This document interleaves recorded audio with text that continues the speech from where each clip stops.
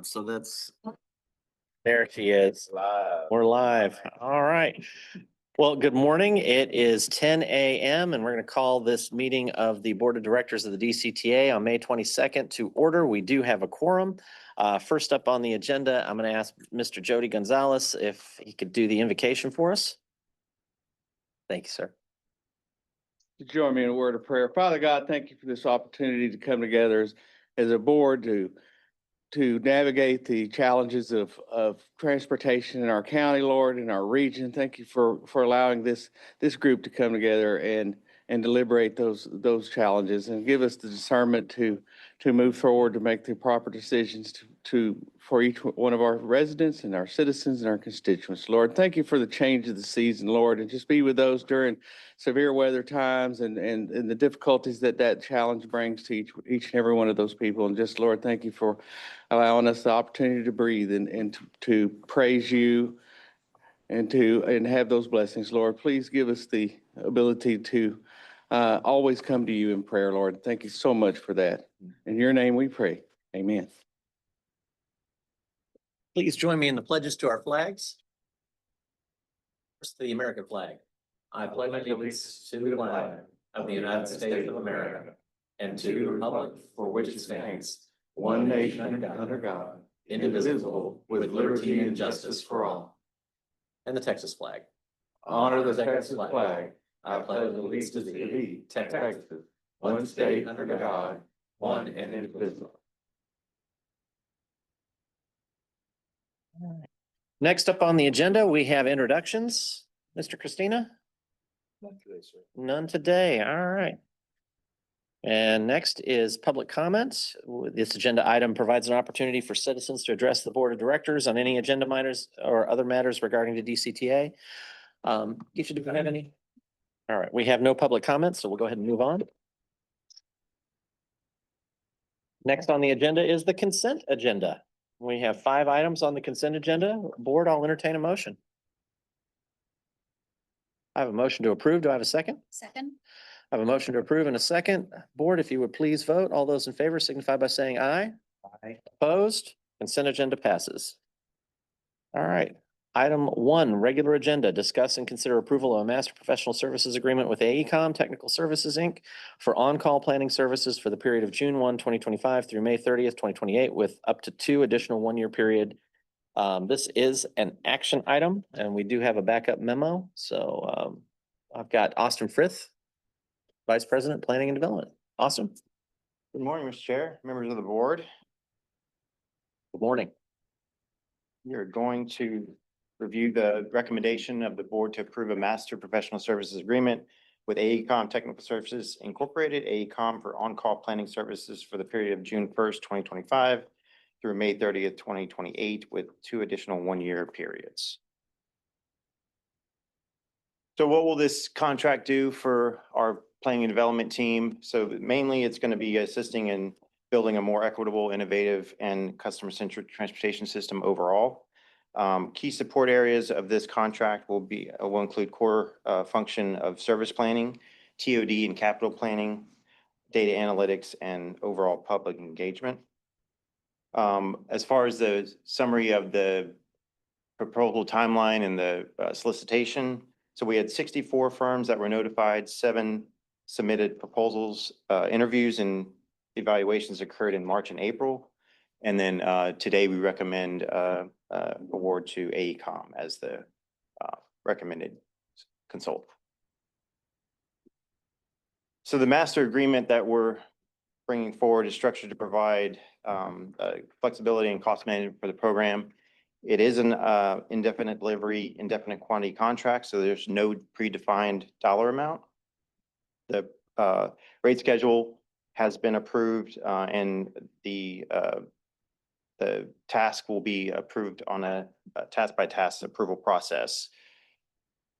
The benefits for this include cost control, so we minimize unnecessary work and expenditures through essentially task order approvals.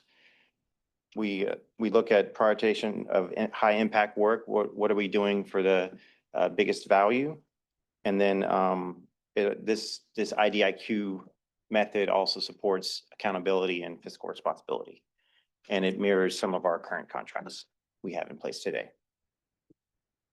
So AECom was selected based on qualifications, rate competitiveness, and past performance. They are the incumbent. They will self-perform, as you can see, the majority of the work with limited use of subs for areas like public engagement and specialty work. They are significantly familiar with DCTA, so this allows our onboarding to be a lot faster and delivery of task orders to be a lot more efficient. AECom's team build is built to align with DCTA's planning and development needs. As I mentioned, they are the incumbent.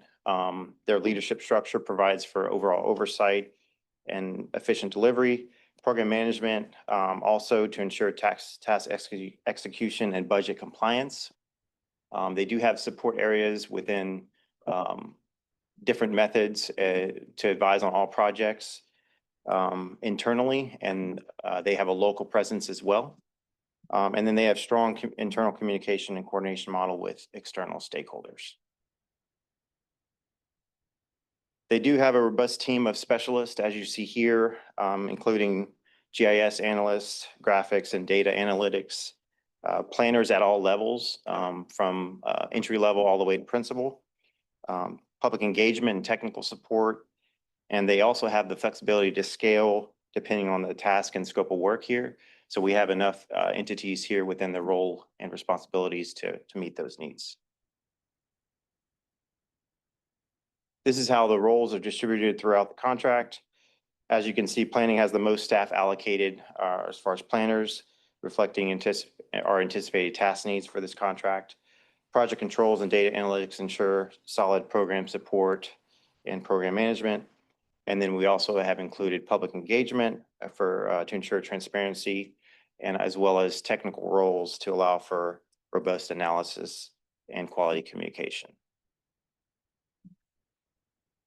How do the rates shake out? So essentially we've got AECom rates here benchmarked against our average industry rates. So the industry rates were taken from similar contracts across the region with on-call planning support. And as you can see, their current rates fall below or at industry market in most categories. So we're happy with how they're provided good value for what they're bringing. So this contract will have anticipated task orders upcoming. ISP Phase 3, we're going to be looking at, as mentioned in previous board meetings, route analysis of looking at potential route efficiencies in Denton, as well as long-term, what does that look like within the long-range service plan. We are looking at a fleet transition exercise where we're going to be modeling for non-revenue hybrid or electric and revenue CNG or hybrid. So that's we've started that. We're going to continue moving towards that plan. The long-range service plan is one of our larger task orders that we'll be bringing. Again, this is going to be looking at long-term route analysis in the city of Louisville, looking at our current fare policy and how we structure that long-term. Space planning, so as we grow as an agency, where these individuals reside, most efficient for operations, and then support for our Old Town TOD development that we'll be sharing with you all shortly. So with that, staff recommends the board approve a master professional service agreement with AECom for on-call planning services for the period of June 1st, 2025 through May 30th, 2028 with options for 2 additional 1-year periods. I'd be happy to answer any questions. Any questions from the board?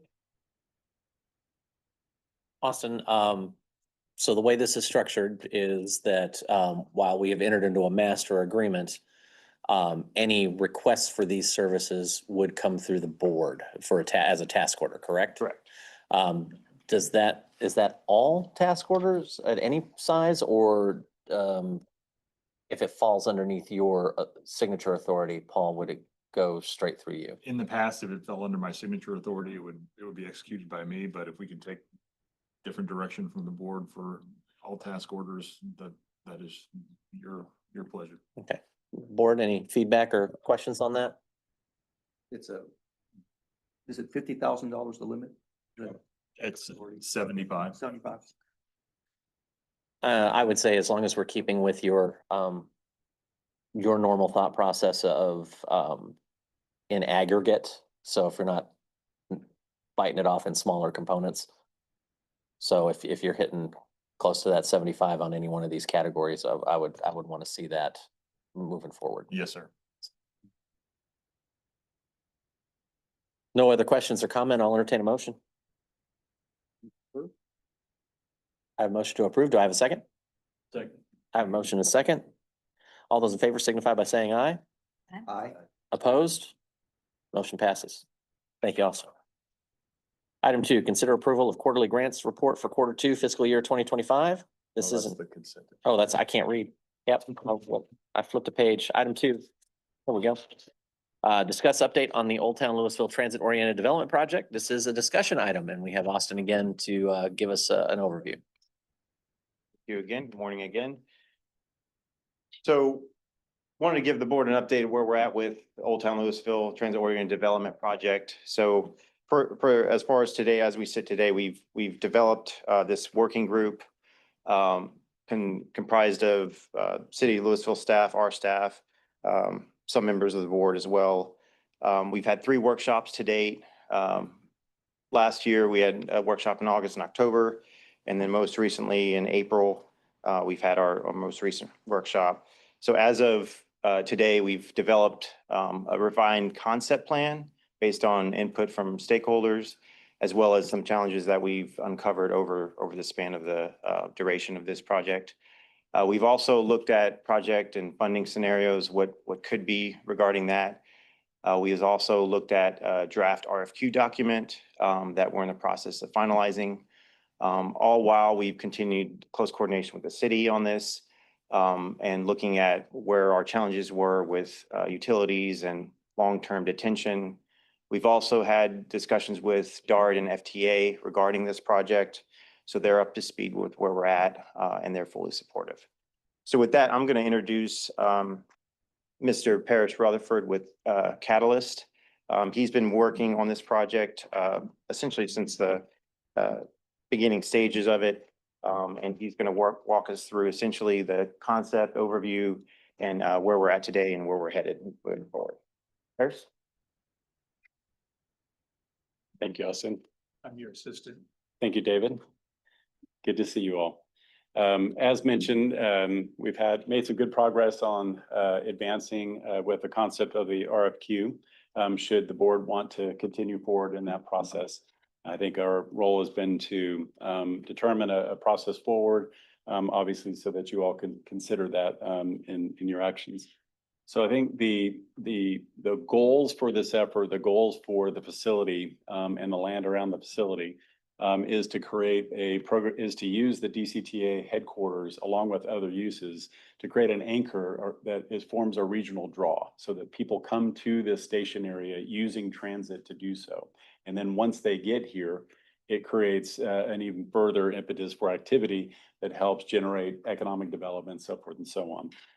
So that, in our view, it's really trying to use any expenditure of public dollars on any kind of physical space in a way that can be leveraged, positively by the private sector for, their goals of creating economic development.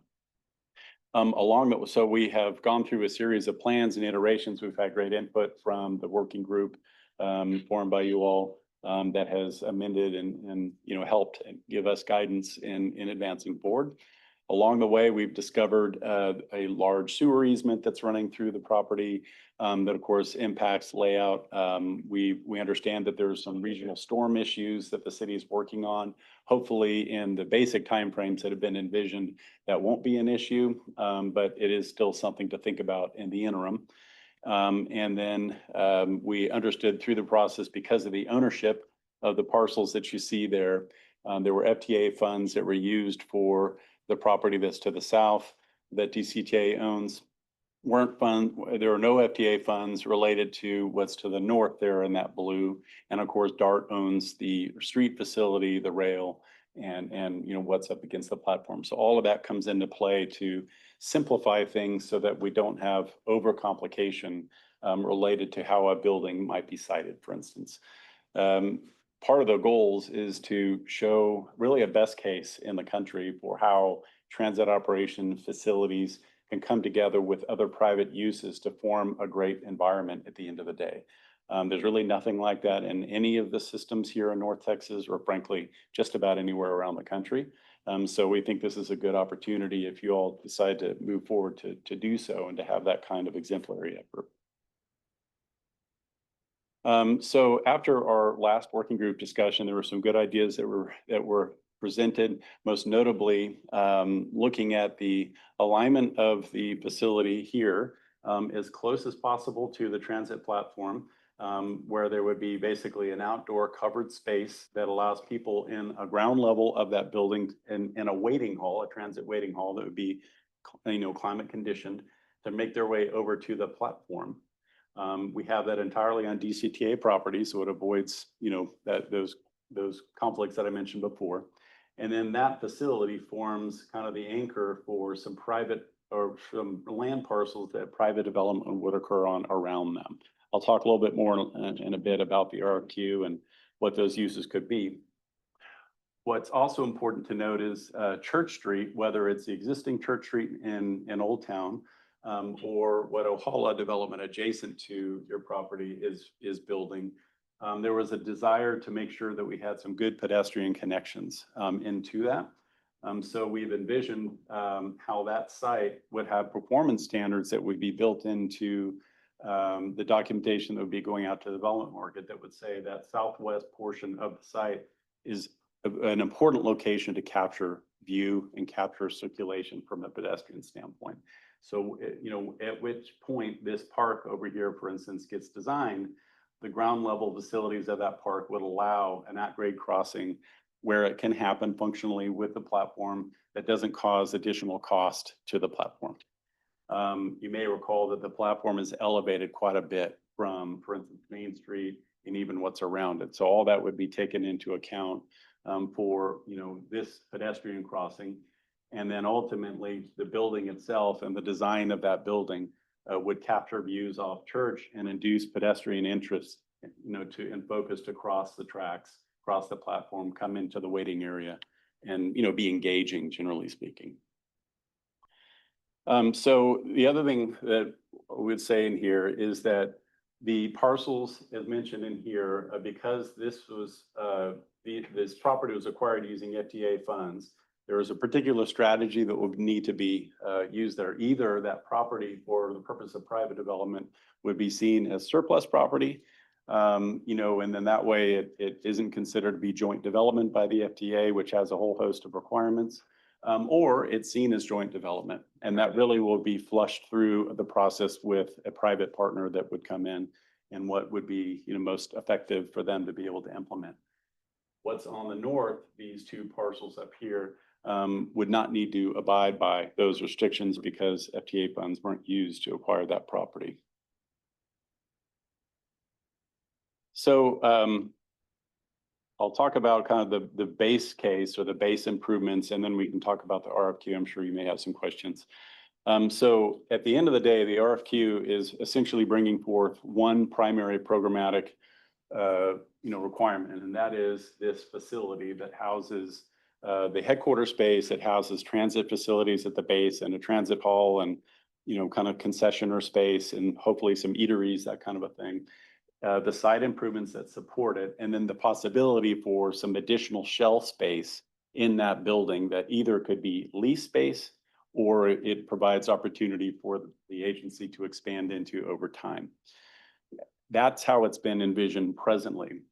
So the RFQ would be asking for a developer to come forth on a fee basis to develop that building and the improvements that surround it, with some performance criteria and standards that I mentioned before. On the parcels around, we are getting their ideas as to how to accomplish the basic goal or the mission, which is to create that regional destination. We've got some examples of how that might be done. That includes hotel, conference facilities. I know that's something the city is interested in. and other range of mix of uses, including restaurants around that central park that I mentioned. But I think the input that we got from the working group last time was very good. And the way that their RFQ has been styled is to get, that marketplace's creativity to come back and say, here's how we think we could accomplish that vision that you've stated, which is to create broadly a regional destination at the station area. The good news about showing them what I showed you before and the related imagery is it gives them a sense of the standard of quality, density, and kind of the range of uses that we feel could generate that draw at the station area. So using very high contingencies, and with where we are, obviously nothing's been fully designed yet, so it's difficult to have pricing. You see before you, after the grant that you all have received, we're in the $30 to $40 million range as conceived presently for a facility as I described before. Obviously, getting into design, you may choose to pull back on some of the square footage if you choose to move forward. But right now, that's a kind of a baseline that we've identified. So as mentioned before, there's two responsibilities in the RFQ. There's the fee development. So essentially a developer is coming in to provide professional services, essentially to orchestrate and run the development of that facility and the related infrastructure, which includes the public infrastructure. So they would be selecting the architects, the engineers, they would be coordinating that process, abiding by FTA and city requirements, obviously the agency's requirements. And then ultimately they would be selecting the contractor. The feeling there in that strategy is that if there are cost savings that could be gained by going through essentially a private procurement, or at least being managed privately by them, that they would be able to hopefully gain cost savings over it being bid traditionally. Of course, they may come in and say, through further discussion, they may have other ideas, but that's our best thought right now, is to have it be under one umbrella, particularly since they may be going vertical with other buildings around it, and there could be some economies of scale in the construction, if that makes sense, with the contractor. So it's leaving the door open for it to be as efficient as possible. So that's on a fee basis. They are coming in, having a professional services agreement with you all to execute on the scope. That scope will be defined carefully, obviously in the next steps with you all, and I presume AECom, from a programming standpoint, how much space per person, what kind of space do each department need? Do we need to have shell space for lease or not? What would the transit hall look like specifically in terms of the type of concessioners, et cetera, and the space that would be allotted for them within that environment. The second part is really the creativity side of what they would be bringing to bear. So the RFQ has a kind of a rating matrix, which we can talk about in a bit, that weights their thoughts as to how they can accomplish the mission of creating a regional destination, a regional anchor at the station. And some may embrace some of the uses that we put forward, like hotels and restaurants. Others may come in with their own thoughts. That's all good. So one of the rankings is to say, how do we feel about the proposal that they're bringing forth to us from a use standpoint and a timing standpoint? They may say, we think a hotel conference center is a great idea, but we won't be able to do it for 10 years. Someone else may say, we think a combination of restaurant and some loft office makes sense, and we can start on that today. Well, obviously, at that point, the selection committee will weight those things accordingly to make the final selection. So I wanted to make it clear there's kind of two parts to this exercise. So the RFQ itself is divided into 4 areas. There's the vision and expectations, basically lays out the goals, the requirements, and that is essentially what are their qualifications for doing this project. Both aspects. There's the fee development of the office facility, the mixed-use office facility, and the infrastructure, working within a transit context. And then there's also the TOD that they would be bringing forward. So who are their teams? Who are specifically the individual that would be working on it from a project management standpoint? Same for the A&E groups. And then who have they worked with historically from a construction standpoint? We're not selecting the contractor right now for the reasons mentioned, but it's good to know who they've worked with previously. Obviously, their project experience, The financial capability is important, first of all, just to make sure, obviously, their door, their lights are continue to be maintained, it's a viable company. But also on the TOD side of things, what have they done recently? How have they gotten it financed? So that you have a sense that if you do select them and they say they're going to do whatever the uses are that they would bring forward, that they have the wherewithal to be able to accomplish that and the experience. Restated vision, them telling us what their vision is, the schedule that they think they can execute it on, and then how they would see contracting, everything from design build to traditional bid, that we're really looking for their creativity to come back to us so that it gives you kind of some decision-making criteria to work with them. Then finally, just, when is the RFQ due? What are the procurement procedures that they'll need to go through in procuring their team, and what they themselves as a group would need to be, accomplishing as they move forward to make sure that we're complying, with all applicable laws. And then there's some appendix items. This is too small to see, but there is a decision-making matrix that has weights in it. And we've tried to put together each one of the areas that they're supposed to be responding in. And if they don't respond, they get a score of 0. If they respond and it's satisfactory, they get a score of 1. If they respond and what you see is excellent, they get a score of 2. Well, there are some items that are weighted more highly than others. Obviously, who the specific team members are and their experience is of a higher rate than, for instance, something else. So we have the basic voting, then we have a weighting system, and that ranges from, assuming they're not going to get a 0, that ranges from 100, meaning very good, to an excellent of 182. The responses will be somewhere in between. So what that allows for is the selection committee to be determined. The selection committee will have essentially the top 3 candidates, and then there would be interviews. And those interviews we think would be, internally, but also importantly out on site, so that you can get a sense of who the team is, and their level of creativity, their level of commitment to, your goals. And then the selection committee would bring forth a suggestion to you all as a board on who they think should be moving forward. So the weighted criteria gets to the short list of 3, and then the selection committee makes that final determination, if you all want to move forward in that regard. That's how this is consistent with how other efforts like this are done, as I'm sure around the country. Okay, so this is a snapshot of a potential timing. Obviously, this is highly malleable. I think really the only time issues that I've heard that are out there are, your lease requirements in this facility, for instance, and then the timing of the grant and the use of the funds. We have heard from FTA kind of what's the status of that. It's been a little while since you all were awarded those funds, and I think those are some of the triggers that I'm aware of from a timing standpoint. So if everything were to run through according to this schedule, the RFQ would be advertised in early summer. And essentially, you would have responses back in kind of mid-fall. You'd be the decision would be made in kind of late fall, early winter. And then of course there's a design process, and you would be having a facility open in time for your expiration of lease here to dovetail nicely.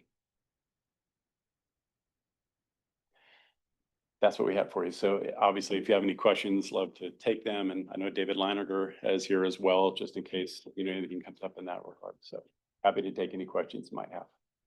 Any questions, comments?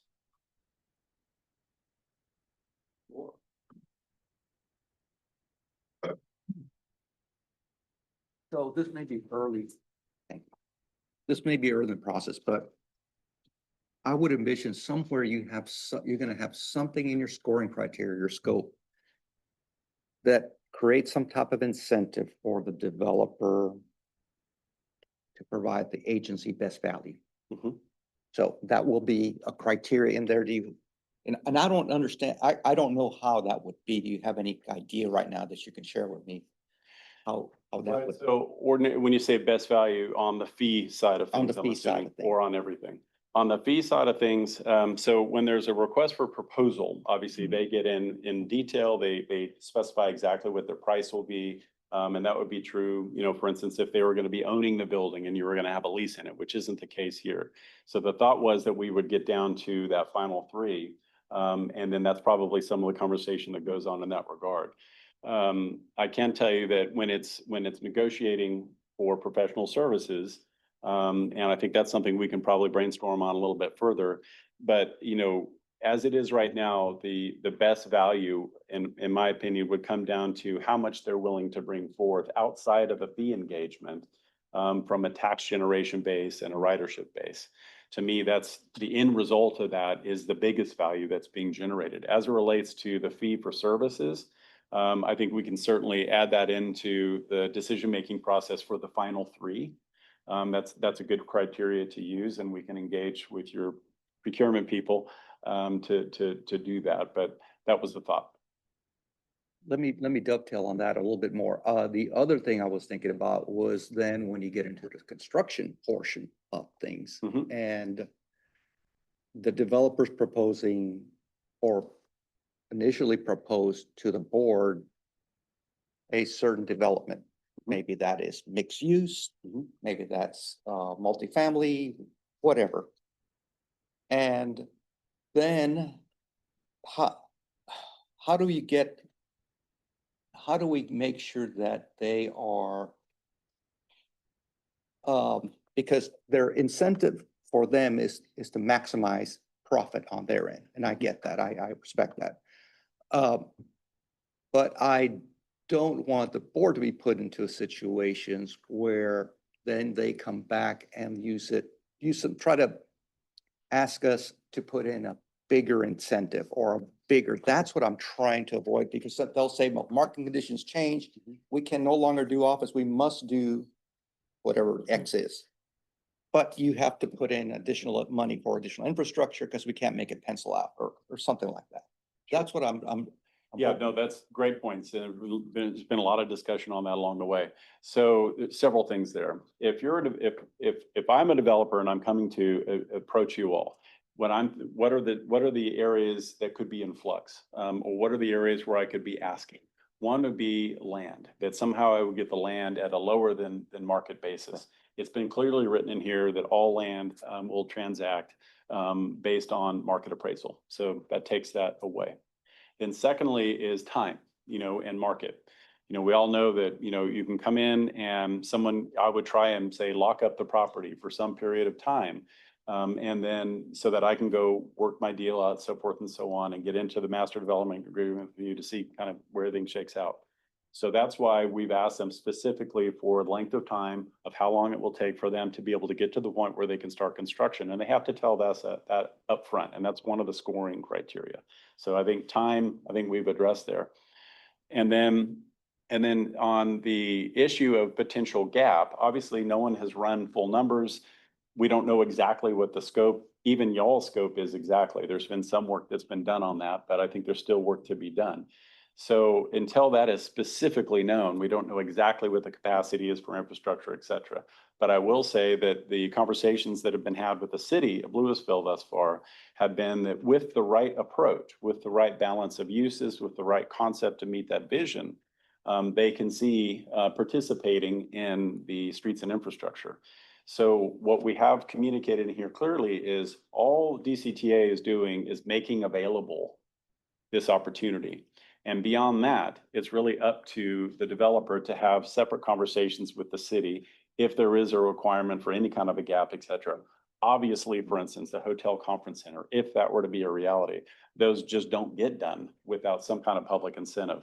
That wouldn't be DCTA. It's clearly identified in here that would be a discussion with the city, as is normal in that scenario. So we're trying to put you all in a normal role, if you will, of being the landowner that's transacting with this entity.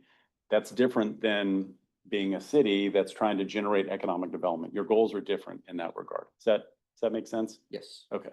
Now, the last piece of just you know, sometimes everything is just great and everything's laid out perfectly, and then unknowns happen and unexpected things happen.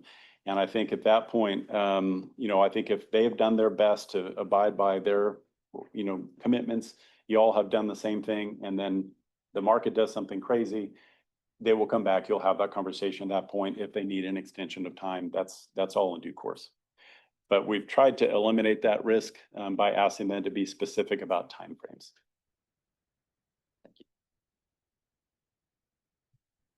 Other questions or comments? I want to thank y'all for the great work y'all have done so far. I think we have a good team assembled here, and I really appreciate the partnership mentality between the city of Louisville and the agency. And I'm excited about this new project coming to the county. Thank you. Appreciate that. Thank you, Barris. Appreciate your time. Thank you. I appreciate you all. All right, item 3, discuss and consider approval of a license agreement for roadway infrastructure between Denton County Transportation Authority and the city of Louisville to construct and maintain public infrastructure, including streets, sidewalks, and appurtenances along the eastern boundary of the property owned by DCTA at the Old Town Station site. This is an action item, and we have Austin Frith here to present. Hello again.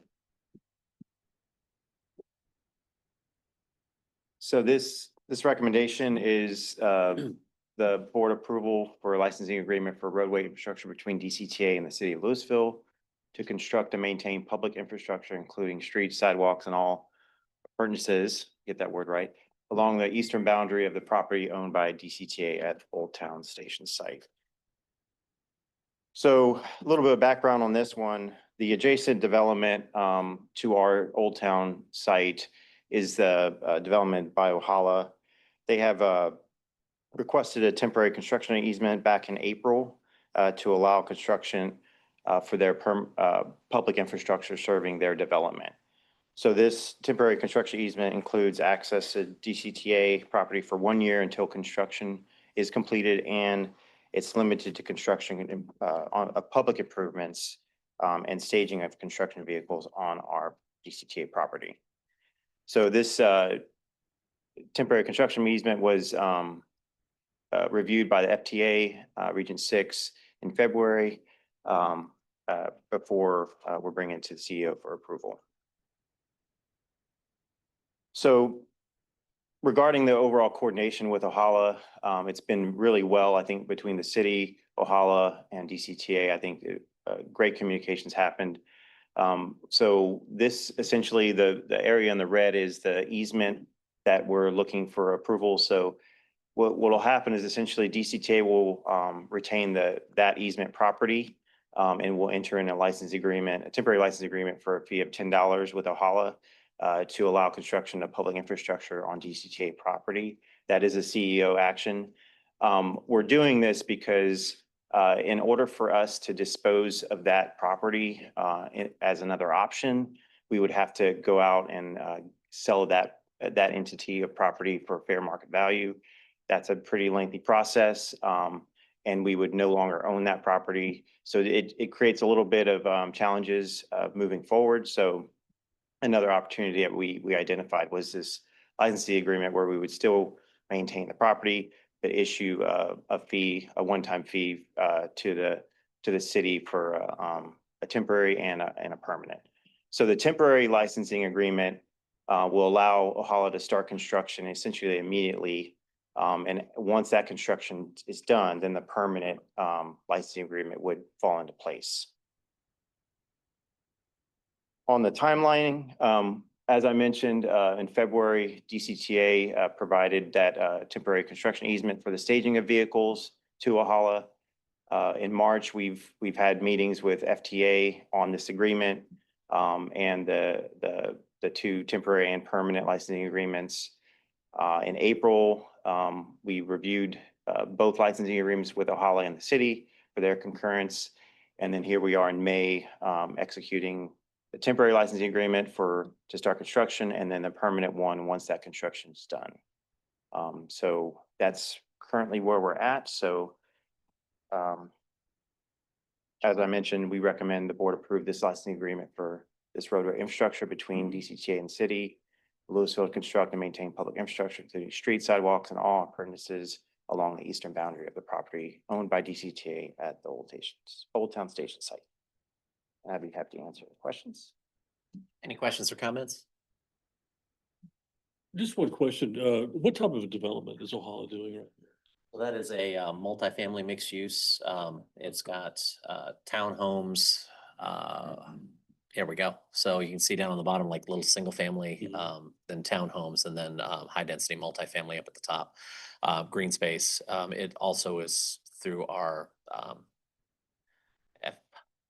PFC. Yeah.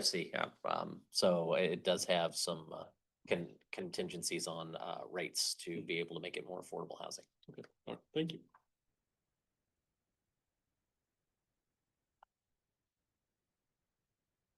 Other questions? All right, appurtenances is a great word, by the way. Hard, it's a hard, doesn't feel right coming out. If there are no further questions or comments, we'll go ahead and entertain a motion to approve. So moved. I have a motion. Do I have a second? Second. I have a motion second. Board, all those in favor signify by saying aye. Aye. All those opposed, motion passes. Thank you. All right, item 4, discuss local and regional updates and legislative issues. Joe, got anything for the team? Transportation related. Oh, very well. Thank you, sir. Kristen? Allison? Paul? No. Says, no? Paul? Judge? Jody? All right. Only thing I've got is at the end of the month on the 30th, I believe, is the mayor's bike ride. And this is not a DCTA event, but it is Denton, Corinth, and Louisville using the rail trail. And we'd love everybody to come on out and take a 16-mile bike ride. And if you don't want to take the whole ride, you can always. Yes, yes. You can take the train for the uphill parts. So if anybody wants to join, I will be out there and looking forward to it. Should be a great time. 16 miles from where to where? It is 16 miles from Or is it one way? it's next Saturday. So not this one, but the one following, the 30th. One way? One way is 16 miles. That's all we're doing. That's all I'm doing. Okay. I don't know who you include in that we, but we can have that conversation. Yeah, no, that's from, I believe it's starting at the Highland Village, Louisville Lake Station. All right, do we have any other future agenda items or board member requests at this time? All right, we do have our safety service and ridership reports. You can see all of that. I've been talking with Paul regarding the ridership decline, seeing what we can do if there's anything when school starts back up to get those ridership numbers back up. But it's definitely being addressed with the lower attendance at UNT that seems to still be impacting our ridership. So we'll keep working through that. But if there are any questions on those reports, please reach out to staff. Okay. Any items of community interest? I think I did that one. All right, and do we have any executive session today? Okay. Mr. Chairman, if I may just make one quick announcement. Keisha will be reaching out to members of the board to confirm a different date for the September board meeting because of the Transit Coalition of North Texas Luncheon that's scheduled on September 25th. So if you just stay tuned to your email for that, and she's proposed 2 different dates in the same week that we can get that meeting rescheduled expeditiously. Thank you. Awesome. Super. All right, as there is no further action taken on today's agenda, we stand adjourned. And that is 10:44.